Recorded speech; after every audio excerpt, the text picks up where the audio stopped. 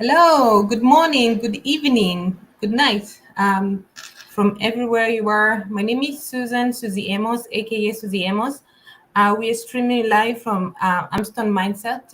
We are located in United States. I'm here with Yvette from Yvette Media. Um, Yvette, welcome.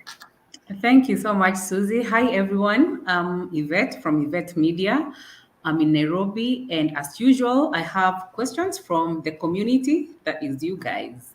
Okay, perfect. So today we are going to be focusing on self-control, and the main focus will be more on how do we, manage to switch our mindset using the self-control. Also, we're going to touch a little bit on the inner being and how that contributes to your self-control as well. Yvette, go ahead with your questions. Okay, thanks, Susie. So I'll dive right in. And my first question is, what is self control? What does it mean to you? And why is it important for personal growth and development? Yeah. So, I mean, self control is a very important. That's a very important question, and we all grew up being told to control ourselves. Yes. So we have heard that word very often, Mm-hmm. and it is used at school, at home, with our peers, our friends, right? You're like, out there, and your friend would be like, "Please control yourself," right? But Mm-hmm. one of the things, events that actually we were not ever told is how to actually control ourselves. Yes. Um, has anyone ever sat down and actually explained to you how to control yourself? Mm-mm. I No. just suppress whatever I'm feeling or whatever I want to do. Yeah. So, I mean, that's one of the things that actually comes up a lot Mm-hmm. when I'm, taking care of my patients and when I'm coaching people. And most people have kind of devised ways of defining the word self-control or understanding self-control so that they can be able to actually, meet the community, expectations, right? Because you have Mm-hmm. to control yourself. So, Yes. yeah. So, you asked a very good question. What is self-control? Uh, Mm. yeah, self-control is your ability to actually be aware and mindful of your behavior and your emotional well-being, for you to be able to actually manage how you relate to others. Mm-hmm. Remember, self-control has more to do with the interrelationship between you and other people or other beings around you, right? Because Mm-hmm. if you're in a house alone, would you need to instill self-control really? Mm, mm-mm. In I a way, don't think no. so. Unless someone else is watching you. Mm. Because if I'm sitting here, laying down or dancing to my best music, singing out loud, Mm-hmm. and there's no one else in the neighborhood, no one else is around, will I need to instill any self-control? Mm-mm. Okay. If you're pacing up and down, you're really angry at something, you're venting to yourself and all that, you know, would you need to instill self-control? I No, don't think so. because Mm-mm. you're in your space. So Mm. the only time that, of course, when you start damaging things in your own home, then you're Mm. impacting other things around you. Yes. You see. Mm. But if you're doing it within you and you're not destroying you or destroying anything else around you, you're just, using your energy, then no one will have a problem with it. The Mm-hmm. problem with your ability to actually, manage, your behaviors, your emotions, when it starts impacting other people, when it Mm-hmm. starts impacting, other things, objects, then that's when self control comes into place. Uh-huh. Okay. You see. So now let's go back to the definition. So Mm. the definition is very clear now. At least now you understand. Mm. where to apply self-control, so that way, Yes. you know why you will need to actually have self-control. Mm. So when you what you're doing is impacting other people or other things, then that's when you actually have to actually go back to yourself and ask yourself, what am I doing wrong? What am I doing that is actually making other people uncomfortable? Do not suppress. I mean, suppressing, it's a very heavy word, because when you suppress it, that means you cannot actually, that means you're causing internal pain. You can still, if you're doing the self-control thing, you're not supposed to be causing pain to yourself. Mm. It's supposed to balance. So you're supposed to ask yourself, if you have an interaction, negative interaction with another person, and you said or did something that negatively impacted their feelings or their physical well-being, then you Yes. have to actually assess yourself. You're like, all right, was my emotion warranted, or my physical force warranted in that situation? Then, if your physical and emotional um, display was not actually warranted, was too much, then Mm-hmm. know that you went out of control. Mm-hmm. Does that I make sense? see. It makes sense. It makes So, Now I want to ask, mhm, because as per the definition, there's got to be another party or mhm, other things, yes, yeah, that are likely to be affected by yes, my behavior. yes. How about if my behavior is affecting me? Yeah. So remember, you're Do part of the I party. need to, oh, I'm part of the party. Yeah. Okay. Mhm. Okay. Remember, if remember, the it has to actually impact another person, Mm-hmm. environment, or inflict pain in yourself, emotional, Okay. physically, or what. I see. So That's because clear now. Uh-huh. there you go. So Mm. if it is inflicting pain, emotions, or injury, or anything, it is causing a problem to another person, or even Yeah. yourself, because remember, you're your own best friend, right? So if you're Mm. causing, you know pain, You're causing pain to your best friend. same concept, right? Mm. That means Yeah. you're losing the control. And for you to cause pain to yourself, that means you are not in contact In with control. yourself. Yeah. Ah, good. Mm. Mm-hmm. It's now very clear. Yeah. It's clear. Yeah. There you go. So if once you, and that happens a lot, and that's a very good question, because it comes up a lot, especially people who have self-harm behavior, right? Mm. They Mm. lose control because they lose touch with themselves. Then Mm-hmm. they see themselves as not them, then they're causing the injury Mm-hmm. themselves. Mm-hmm. You see, um, because they feel like once they cause the injury, it's going to help them, which is them. Mm. You see, Yeah. Mm. it's a bit complex, but yes, it does happen. So, in a nutshell, I mean, that's a description and very detailed explanation on what self control is. I Okay. like doing it that way because then people understand it better. Yeah. Yeah. Mm. Mhm. Yeah, you've explained it in a very simple way and also very relatable manner. Yeah, so now I'll go to the next one, which is self-control. Mhm. So, how does it help us to overcome the challenges and obstacles when we are on our path to a more fulfilling life? Okay. So self control, as now I can go back to my description and definition of self control. So Sure. now, when you have awareness, as I mentioned, awareness of your emotional, psychological, and your control, right?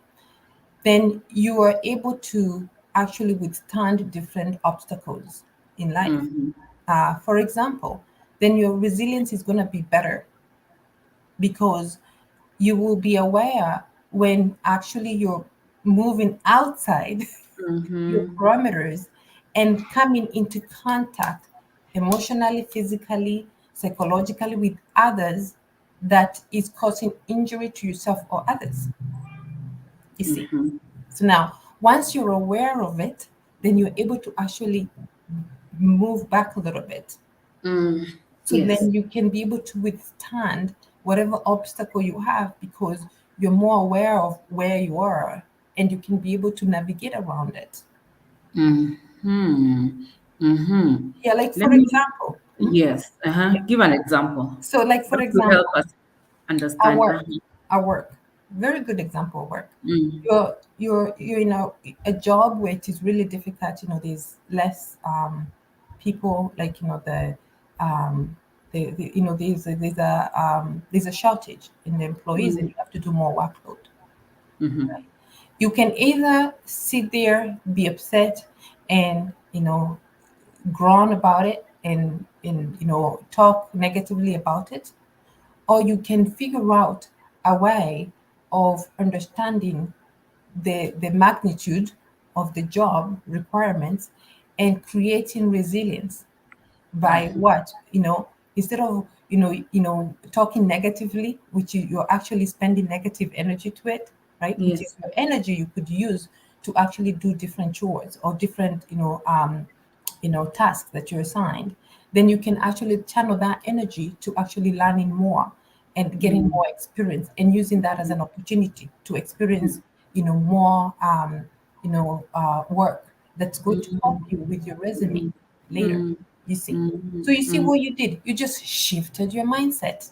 Yes. You have you have aligned yourself differently with the workload that you've been given.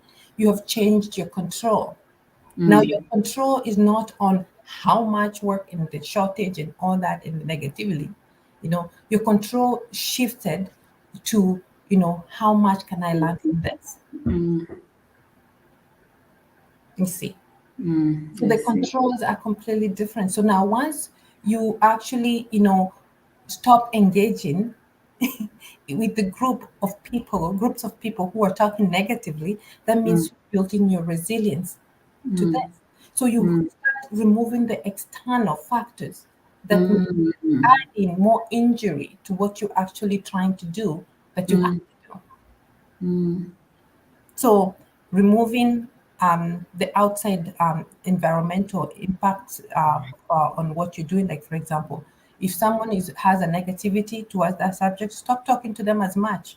Mm. Don't hang out with them during break time. Otherwise, after break, you're not going to be able to do your work. You're going to Yeah. be drained. Mm-hmm. You You'll be see, complaining. that's a very good example on how Yeah. to actually increase your resilience when you're having an obstacle, which is like Mm. that. Mhm. Yeah, and it also brings out the awareness aspect of it because you've got to be aware Mhm. of that the negativity for you to divorce yourself from such negative groups. There you go. Yeah. Remember, with the definition, there was an awareness in it. Mm. Mm-hmm. It was a complex definition, but you see, it comprises everything that we have to talk Oh about. yes. Yeah. Yeah. Correct. So now, let's talk about the strategies and techniques of developing this self-control because it's not easy. And again, going back to the work situation where you're working in a company that's understaffed and you're feeling overworked and everyone is complaining. So on one hand, you're being overworked. On another hand, you're trying to maintain a positive mindset. So it means that you need, like a set of skill to build that self-control inside you to be able to go about doing the work without having to complain as much. So Okay. what are these techniques? Okay. Yeah, no, that's a very good question. And it's very important because of course we do all know that it is hard whenever Yes. you encounter a task that either you've never done or it is too Mm, much. Then mm, your mind will switch to I'm being overworked immediately mm. because Yes. our mind has a way of actually getting to the negative. Mm-hmm. Of course, we battle this, and it is work. It is a lot of work to switch that mentality from, Mm, the negative to positive, but it is doable. It is mm. doable. Yeah. So, Very good example. We can continue with that example, the work example. You know, Yeah. tomorrow you hear that they have laid off 5 people. Mm-hmm. So That that means more means responsibilities for you. Mhm. That means you're understaffed. And if you're understaffed, that means you have to take more tasks. Mm. Now, of course, you're going to have to learn new things for you and workflows for you to be able to accomplish the task, right?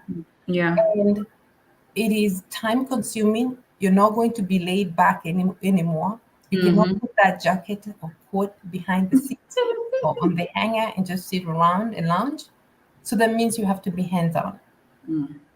And most of the time, when the companies lay off people, they lay off people who are, at a lower level sometimes, and the upper management have to take more, kind of you know, um, Yeah. lower level jobs, right? Yes. Which Hmm. nobody likes. Oh yeah. So, but Kazi ya then, mkono. Mhm. absolutely. So, but then, one thing that you can actually do is, you can take that as an opportunity to learn the workflow from bottom to up. Mm. If you're efficient in what you do, then you can be able to actually create, and even figure out different ways of doing things. Mhm. See, because you know the bottom, you see. But of course, most of us don't see this as an opportunity, right? We see Mm. that this as a lot of work, right? Yeah, we're being overworked. You're being overworked. So now, one of the things that you have to do is, of course, look from the outside perspective. When you get like too much, like you're too overwhelmed, or you get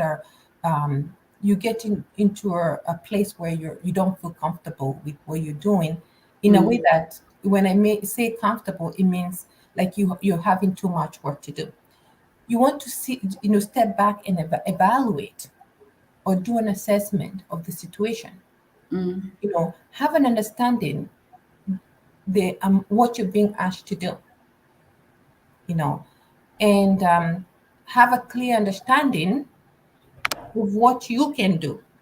Mhm. Okay, because the thing is, you cannot be asked to go and do surgery, and yet you're a mental health provider. That's not Mm. going to work. So the biggest thing is to assess the job, or assess the tasks, or assess what you're going to do. And then once you assess what you're going to do, assess your abilities or potentials, or assess your capabilities. There's Mhm. abilities and capabilities. Capabilities. Mm. What are my abilities, but what am I capable of doing? Those are two different things. Yeah. You know, that means capabilities means that you at least you can give it a try. Mm. And it is within your realm of your you know your abilities, but the realms of growth as well. Mhm. All right. So all right. So you assess the job, you assess your ability and capabilities. If that job is within your capability and the abilities, right? Then you break it down into small pieces, Mhm. right? Right. So Yeah. once you break it down to small pieces, then you're going to have a clear understanding of the goals, the needs, and the things that can be done within the time frame that it is required to be done. Because again, you cannot take a task and then fail, but then you actually committed to it. Yeah. Whenever we commit to something, we give the other party um, understanding that we can do it. So we cannot say that later that you gave me too much, but you took it. Mm. You see. So now, and these are still the tips. Like if you rush too much, then you can go back to the person that actually you're working with, or the person who is supervising you, or the person, and just say this is what you've given me. These are my abilities and capabilities, but the whatever you've given me, it's outside this. Mhm. So then you have actually an argument for it. Mm. But you can't just show up at your boss's door and say that I can't do it. but you're not Yeah, explaining without why. trying. Without assessing and explaining why. Mm, So now, right? So once you assess and you assess the abilities and capabilities, and then break it down, right? Then you develop an awareness of of what is required of you, or the things that you need to do, the amount of time, emotional, energy that you need to put into that work, right? So once you actually assess, you know the amount of work, energy, emotions that you need to put into that kind of a work, then mm, you're going to understand the patterns or things that might trigger you. See, because you're going to have that emotional understanding. This job, I understand it's going to be a lot. A lot. Acknowledge that. You have to acknowledge that, because when the other person is talking about it in a negative way, you can validate yourself and say, no, I know it's a lot. mm. But Yeah. then if you don't know, you're not thinking that it is a lot, Mm-hmm. then Mm, the other person will be coming to you, talking to you into your ears, as if they're convincing you it's a lot. mm-hmm. But if you already know that the job is a lot, then that's like non-news to you. I like that you've said that because that is where the mindset shift comes in. Absolutely. Because with the right mindset, then that's when you're able to actually acknowledge that to do the entire assessment of the work, and also, acknowledge that yes, it's a lot, but you've got to do it. And when someone else, an external force, tries Mhm, to convince you otherwise, mhm. you're with the, when you're already at the right mind, frame of mind, then you can always tell them, no, I'm going to try, you know. Absolutely. So Mm, now, the biggest thing that you have to realize is the mm, only time when another person comes in to change our mindset is when mm. we're not aware of what we're doing. Yes. But yes, but when you're aware of what you're doing, when you really have the awareness of what you're doing, if I come to you and tell you, that job is too much, I don't think you can do it. You already did the whole assessment. Mm, You already know your abilities, your capabilities. You know it's a lot. mm, So it will take a lot of time for the person to actually tell you you cannot do it. Actually, when they say you cannot do it, then you're like, oh, I already did the capability thing. mm, What are they saying? That I'm not capable? So you see, then you then you're not convincible to actually know work. mm, mm. Does that make sense?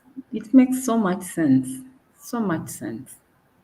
So, my dear people and viewers, that's how you can be able to sustain your work, your relationship. All right, Mm, same thing, same concept applies to relationships. mm, So now once you actually have that awareness, you've broken it down, your capabilities and the abilities, you've set the goals, right? Then actually now you can have a strategy, for self-regulation. That means you're not being kicked around by your emotions. very important, I think. So Self-regulation. Mm, yeah, so you have to do that. You have to. So once you have done all the other ones, you create a strategy for self-regulations. That means, when you are anxious, you do the deep breathing and relaxation. You do the exercises in the morning. You drink a lot of mm, water. You take a few breaks. mhm, So mm. you're ready. It's almost like, you're getting ready for your matchup. You know, Yeah. Yeah. and that's how people who succeed in life. Mm. Not by just waking up and whipping, a cup of coffee. No, no. They go through all this, shenanigans that they have to Mm, do for them to actually get to where they need to get. mm, At the end of the night, are you actually practicing mindfulness, downloading, and getting things out of your mind? That way you can rest and be able to actually absorb more tomorrow, right? mhm, So, and then, the last tool is practicing, delayed gratification. What do I mean by gratification? Gratification means that you say positive things, self-regard, you talk about good things about what you did, right? Give yourself small rewards, right? Mm, But you want to actually do it at the end of the day. And rewards can be more on even journaling. You can use that as a reward because you're telling yourself how great you did the mm, you know you can even do anything that will actually help you feel great. But you want to wait until you actually reap the benefits of what you did. You cannot just be gratifying yourself every 1 hour during the day.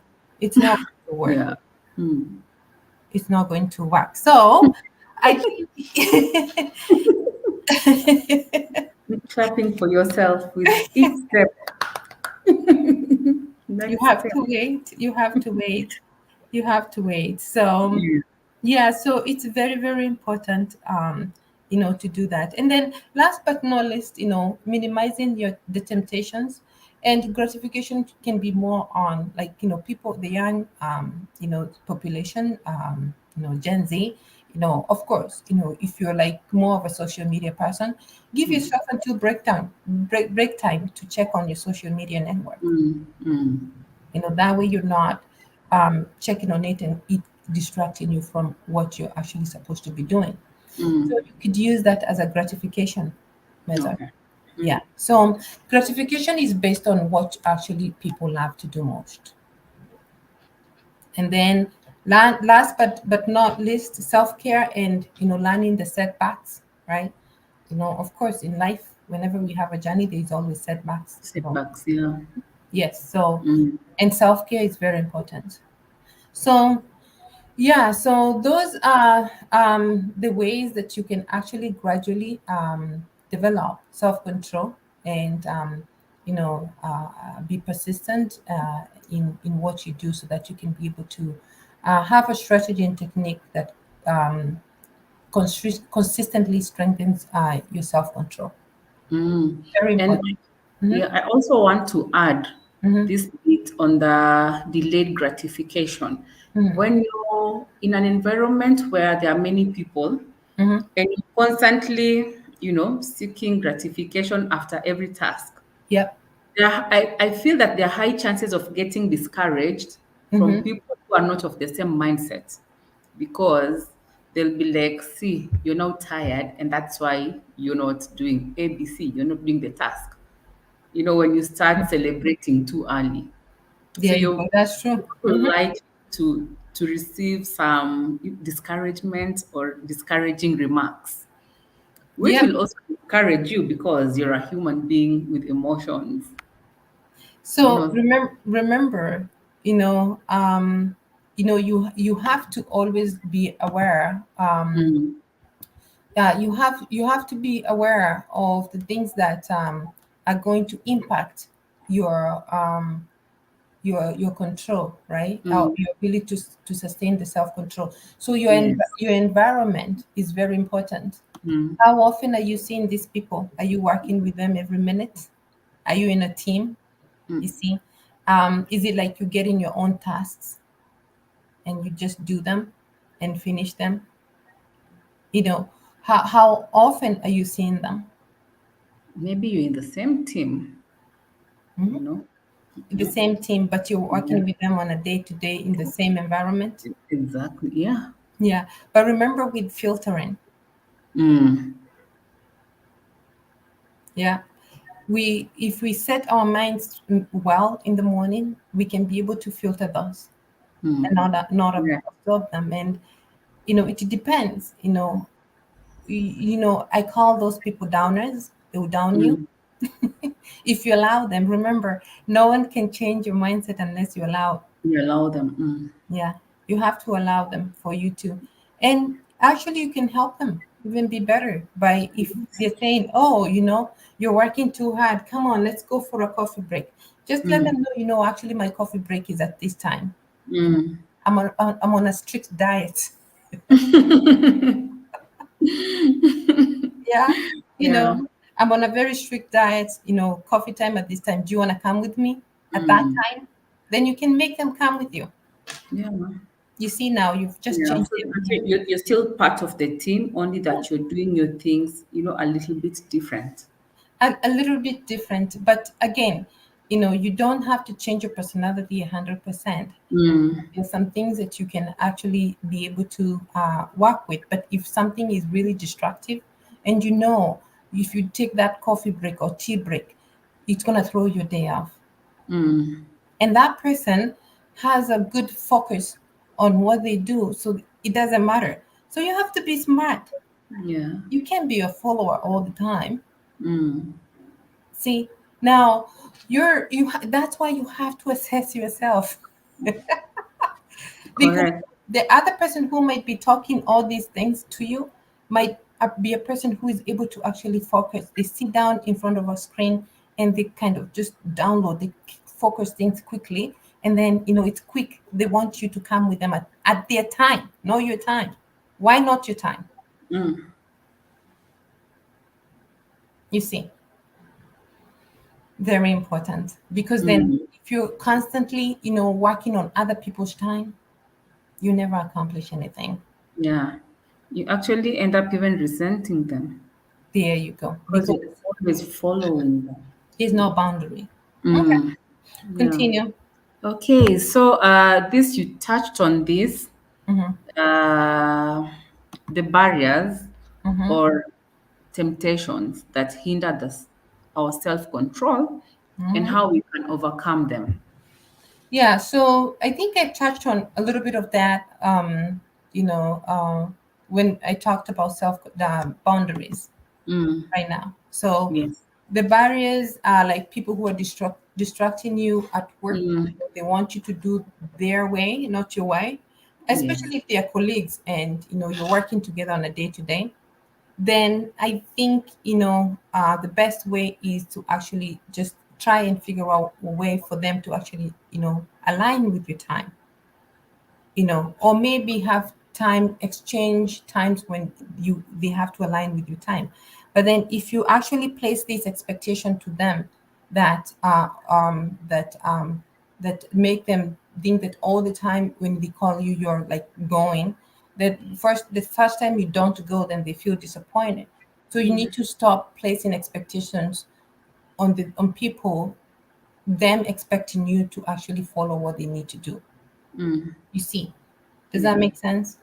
it does. Yeah. So then you end up ruining your relationships because you have no boundaries. You just follow what Mm. other people ask you to do. Sometimes you have to learn how to say no. I'm busy right now, but can we do it later? So it's not Mm. like you said a complete no. You said, I can't do it right now, but can we do it later? You know, Mm. some other time. So it becomes easier for you to actually navigate around that. And then the other one was to also you can avoid spending too much time with in an environment of people who are feeding negative mindsets, or changing your mindset, because once that you change your mindset, that means you're going to be following what they're doing, and then you lose control Mm. of what you actually are supposed to be doing. Mhm. So maintaining anything that doesn't align yourself with yourself, that makes you feel uncomfortable in any form or shape, you want to actually assess it within yourself, become aware of it, and see when it is shifting back and forth. As I said. Mm. Mhm. Mm. As you're talking, something has come to my mind. Mhm. Sometimes you might not even be in a team. You might be pursuing your own goals and you've shifted your mindset. But then, because of your past experiences, your own inner voice tries to, get you from or putting you in a negative mindset. So, how do you overcome that? Because now this is not other people, this is you, No, your own experience. remember, you're so there's we do have the negative and the positive, right? Mm, But we yeah. always choose the negative. Yes, it's easier. It's an Choosing the easier next. role than a positive. So remember, by being aware of yourself more, Mm, you will be able to actually know when you're actually shifting to a negative mindset. And Mm. how you know is, your inner self actually does send signal of discomfort to you, but sometimes we ignore them because we are Yeah. in a that validating negative mindset. Mm. And it's very easy for other people to validate the negative mindsets. You don't even need to pay anyone. Someone will just do it because it feels good on the surface, but it's very short lasting Mm. or short lived. So how do you manage that? So when you have something that is has that instant gratification, flag it. Mm. Very important. Yeah, when you have anything that gives you instant gratification, flag it. Be it a friend, be it anything, just flag it, because that means it's not going to be long lasting. Mm. Very important. Yeah. So we do like instant gratification, but they're not long lasting. And you Mm. can even look and see, how the times that you actually have gotten that instant gratification, it just doesn't last. Mm. It doesn't last. That let's say, for example, friend of yours that tells you what you want to hear. Yes, all the time, yeah. Never the truth, always what I want to hear. Yeah. So, you want to actually be very cognizant of that, because then that person is just firing up on the negativity. So that negativity will never stop because you feel like there's someone who is supporting the negative. Mm. So that means even if your inner being is telling you to actually shift positive, the negative is so powerful because there's other things around. And then you have to actually watch out for the bias, your natural bias. So your natural bias will just tell you to just do things that instantly gratifies Mm. you, right? And then it leads to actually filtering, kind of, which kind of justifies Mm. your story. And then Yes. the line continues, and then Mhm. it's nonstop. It feels good at that particular point in time, but there's an end to it.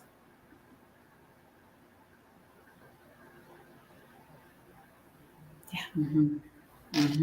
What did you call it? The bias when your mind when your mind validates certain things. That's there's a filtering where you get attracted to other things that are really negative, or that Yes. actually you're biased with. Mm. Yeah. Mm. Yeah.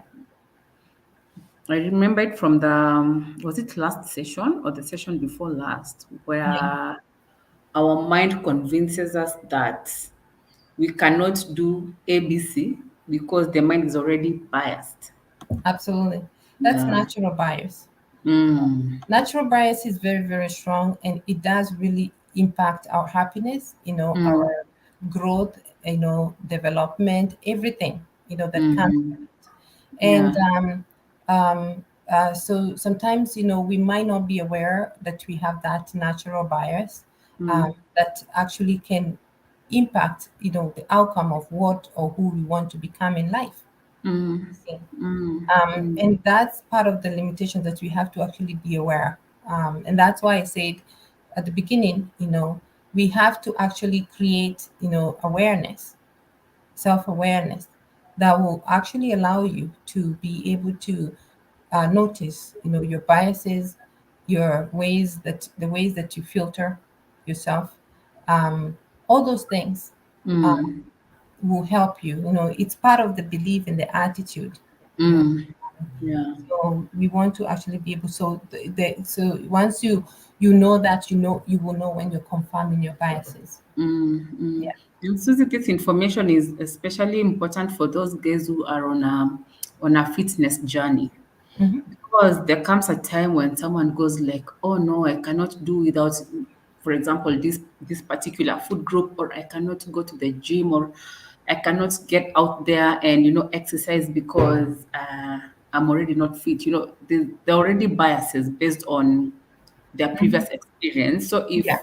Mhm. I feel what you're saying is if people can learn to just undo the biases, Mhm. then they'll be better placed to achieve whatever it is they want to achieve. Yeah, absolutely. It's very, very important. Yeah, the biases,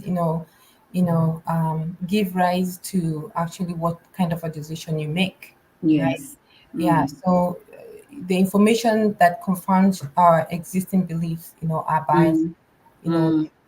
they can actually potentially lead to big time decision making, Mm. and the impact, our growth of the mindset, and Yes. changing the mindset, and Mm. getting us to actually be more open minded, because if the more biased you are, the less open minded you are. It Yeah. makes sense. Yeah. Mm. And Mm. the, you know the lesser, you have, I mean, you don't have enough ability to make good decisions because you get stuck Mm. because you're biased, Mm. because you're not open-minded. Yeah. And that means you don't see clearly, you don't Yeah. see far, so you just see here. Mm. And the saddest part is that the you're stuck because of something that's just in your mind. Maybe it's not even real. It is just Mm. a and figment of your imagination. and that happens to all of us. All of us, yeah. Yeah, it does happen to all of us, but once you're familiar with who you are, and it's easy to actually navigate. um, Mm. but again, sometimes, also personal experiences, if you have had a negative experience with a person, it's hard as a human being Yeah. to actually see it differently, because they already actually validated something that they Mm. did. And now what happens is that if you're not careful, then you'll be doing a lot of filtering and biasing. Yeah.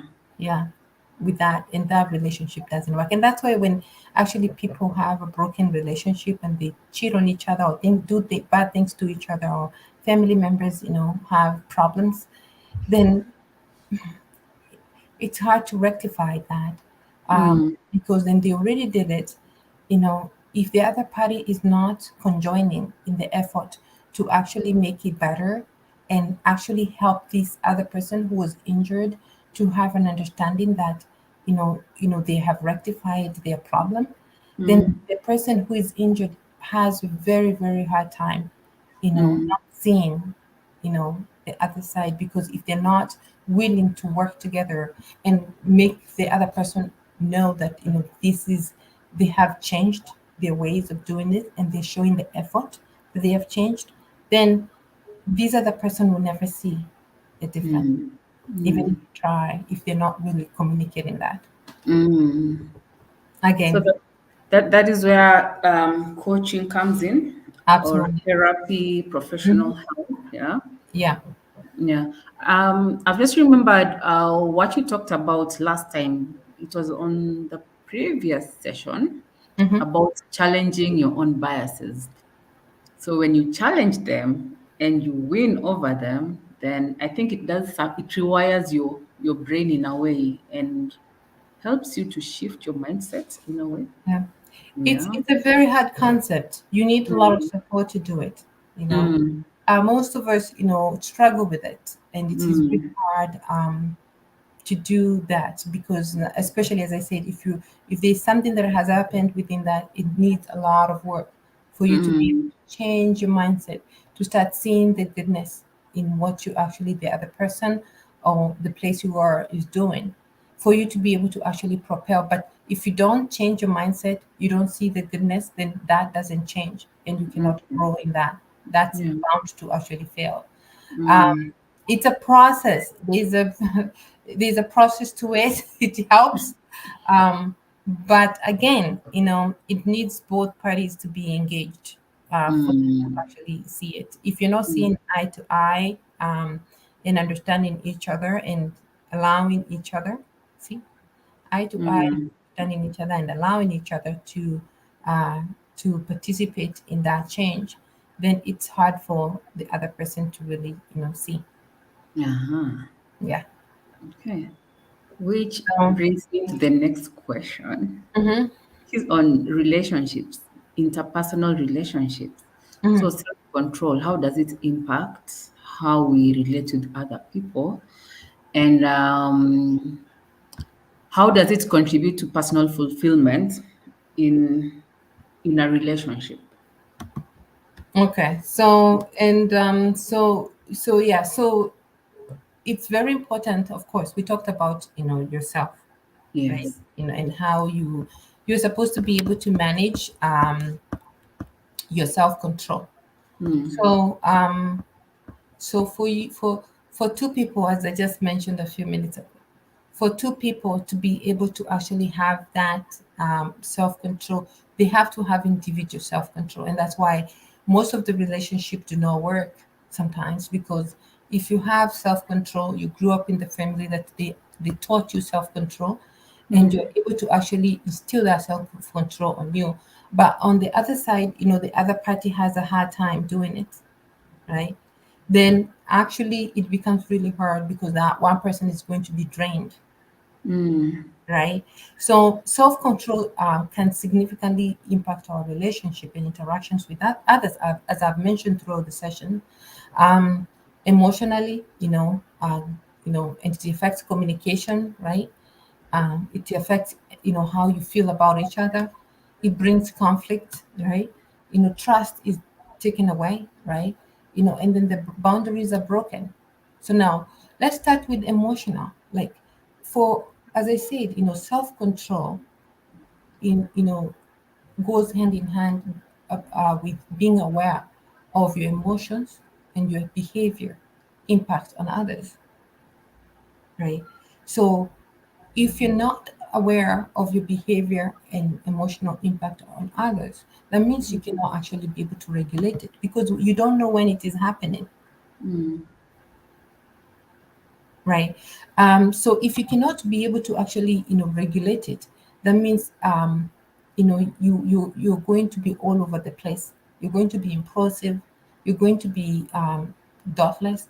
You're going to be you know um, selfless. You're going to be selfish. Sorry. So So, yeah, self control helps regulate that emotion. So if you're aware of yourself, of your emotions, and your behaviorism impacts to others, then that means you have grasped the self control, and that means you can be able to regulate your emotions. mm. So you see, in a partnership or in a relationship, you can be able to do these things in a way that it's easy for you, and you can be able to regulate your emotions if you're able to actually understand, or you're more aware of your emotions and your behaviors impact to others. So that's one. So now that means if you're aware of your behavior and emotions impact to others, that means you're able to communicate. So it goes back to the same story, awareness of your behavior and emotions to impact to others. That means you can be able to communicate. If you're not, communication is a problem, because Mm. I cannot understand you, you cannot understand me. That means you're receptive and my receiving and my giving, it's not working. Mm. Mm. It's usually similar to, like, you are talking, I can't hear you. It's similar to if you go to a forest, right? And a tree falls, there's no human being to listen to that tree. Yeah. That tree make a sound? No, because there's no one to hear the sound, because the sound is hard when it is actually processed through the ears. Mm. You can't say there was a sound.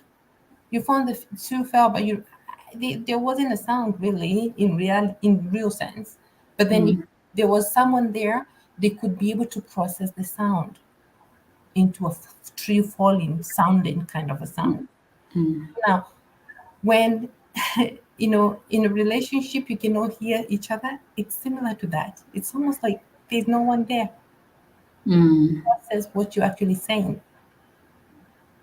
And that's why it is very important sometimes. especially when we have high emotions, we might not be communicating, and we might not be hearing each other. That means that sound is not being processed Mm, adequately for that person to actually understand what you're talking about. mm, mm, mm. I see. You see. Mm-hmm. So so it's very important to actually want to be understood and also understand each other. Like, if, for example, if you feel like you're talking over each other and something is not really working, take a minute break from talking to each other. Reconfigure.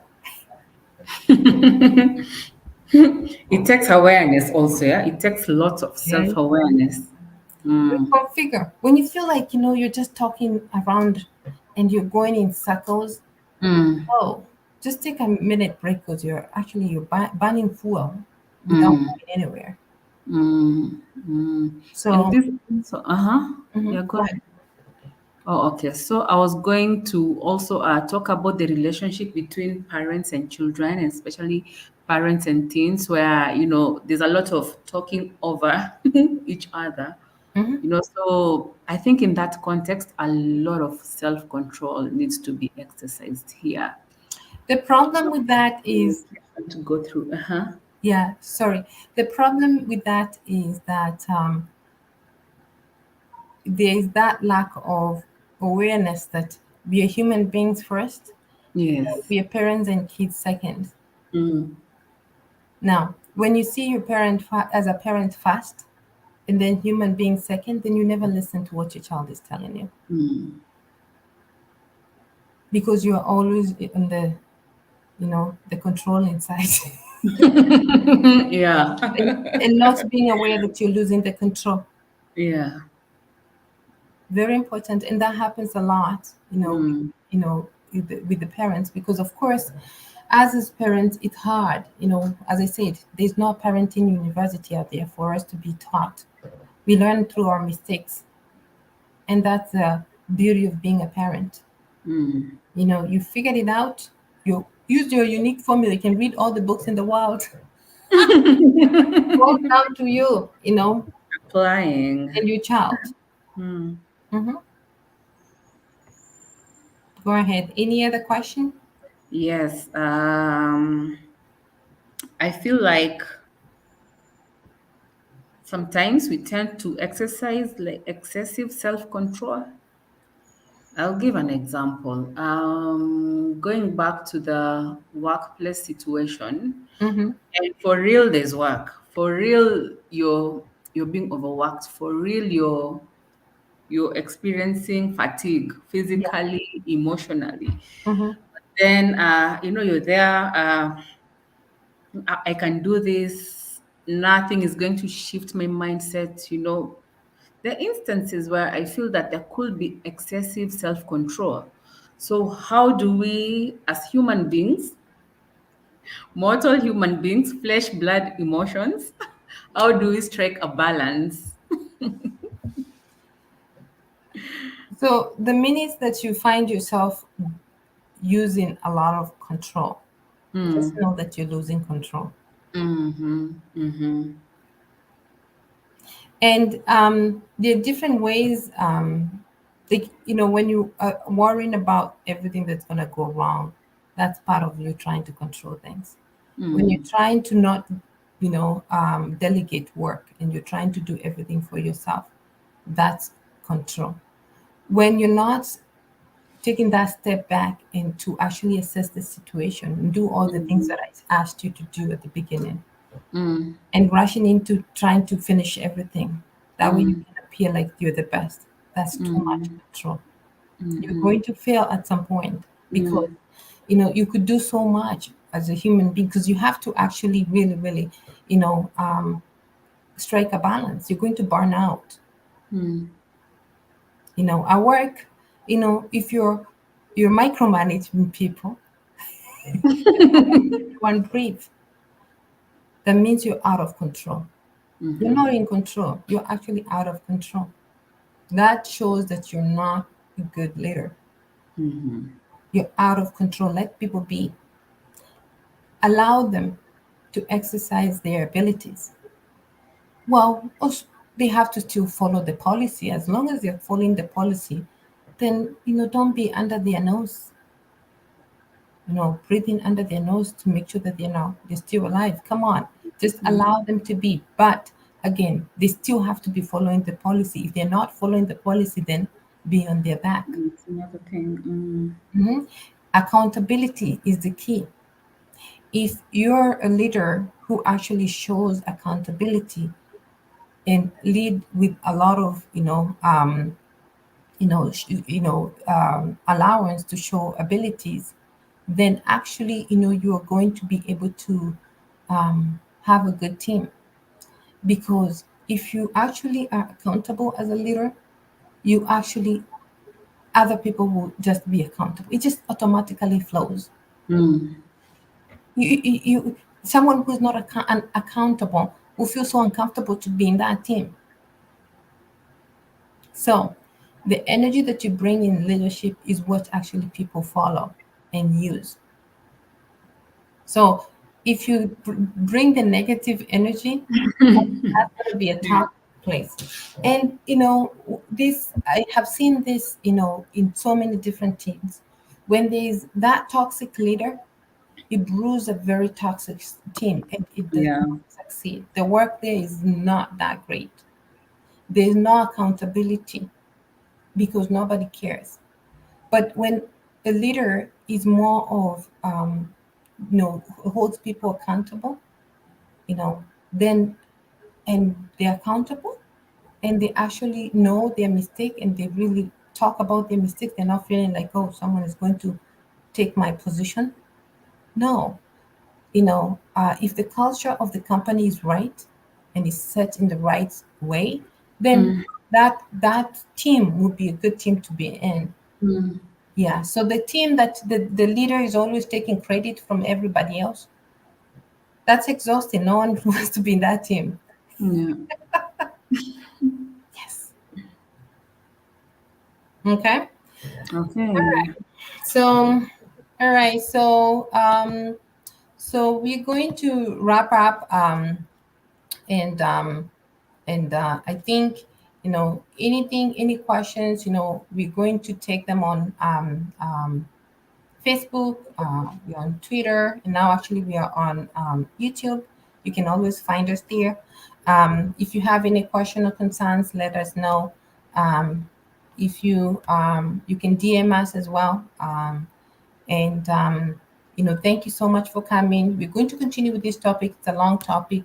We did not exhaust all the questions, but thank you so much, Yvette, for bringing the questions and talking to people out there. So we're very thankful because every day that we post this, we are helping a lot of people out there. So thank you so much. Thanks, Susie. It's always a pleasure. And even for me, each time we have these sessions, I learn a lot. I get uplifted, I get more empowered. And yeah, I feel like I am inching closer to that life that I desire. So it's totally worth it. You're welcome. All right. Have a good day, everyone. See you next week. See you guys. Bye bye.